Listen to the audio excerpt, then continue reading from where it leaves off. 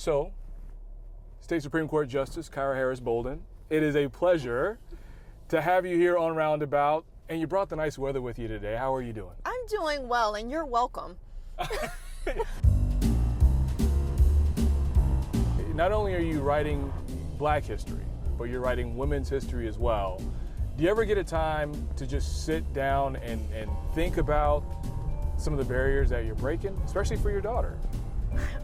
I do. I do my best to sit and reflect, although I don't have a lot of time between, changing diapers and reading complex legal issues, right?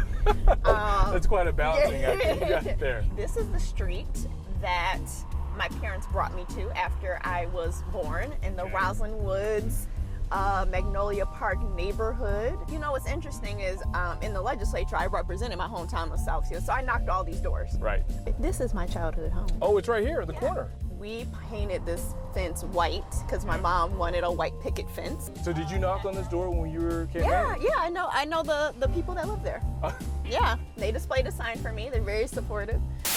Hello, I'm attorney Kyra Harris Bolden, a Democrat, and I'm ready to serve the residents of the 35th District as your state representative. At what point were you like, you know what, I need to switch gears here? I can make an impact as a state representative, but I think I can make more of an impact as a justice.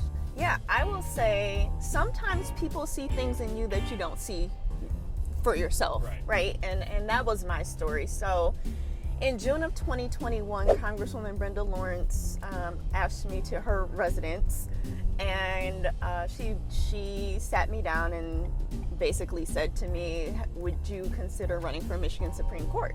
The answer to that was no, I had not thought about it. Right. So no, it wasn't on my mind, but she did plant the seed. I ran because I wanted to be able to tell my daughter that she could be anything, and I wanted that to be true for myself first. Even though you did not, get elected, what did you learn from that time you ran before you got the call? I had no idea that Chief Justice McCormick was going to step down, and that there might be a position open for me regardless of if I won or lost this election. But my loss really taught me that if a door closes, it's not for you. And if it's for you, it will happen. So that was a great lesson to learn. And I share that often because I know there's so many people that are worried about the direction of their life, and you have to be able to take chances, you have to believe in yourself, but if it's for you, then it's for you. On April 28, 1939, my great-grandfather, Jesse Lee Bond, was lynched in Tennessee. Despite clear evidence to the contrary, his death was ruled an accidental drowning, and those responsible walked free. If your great-grandfather was able to have a conversation with you about how far you've come, how do you think that conversation would go? I don't like to get emotional in that way. I think it would be a very powerful conversation. At the appointment announcement, I said, in just a few generations, our family has gone from lynching to law school, from injustice to a capital J justice.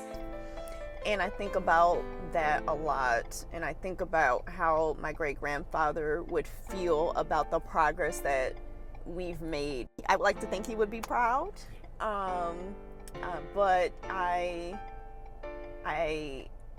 use that as just to make sure that I try to make good decisions.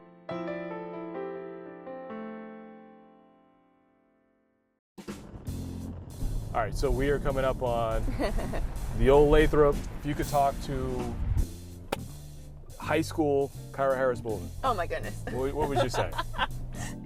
It'll all be okay. It'll all be okay. You know what's funny? I was on 3 competitive dance teams in high school. 3? And I was class president in my senior year. Okay. So I was a very busy individual. A lot of firsts, especially for women of Divine Nine sororities. there's something about the sisterhood that consistently uplifts you, right? And you need that. You need that sisterhood to be constantly affirming of what you desire to do. And for me, it's been incredibly helpful. A lot of people have been able to follow your journey on social media because you're very personable, especially on your Instagram.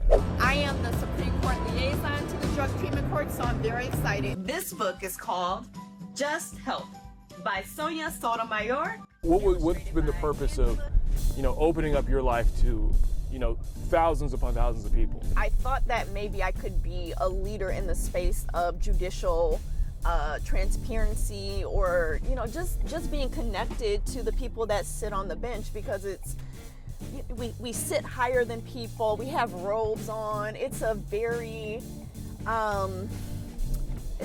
closed process. I set out, and it was a conscious decision to, at least from my point of view, to just really be transparent about my journey, what I'm experiencing at the court, and just make it feel more accessible for people that they really feel like they have access to justice, or access to a justice. You can follow me at Kyra H. Bolden.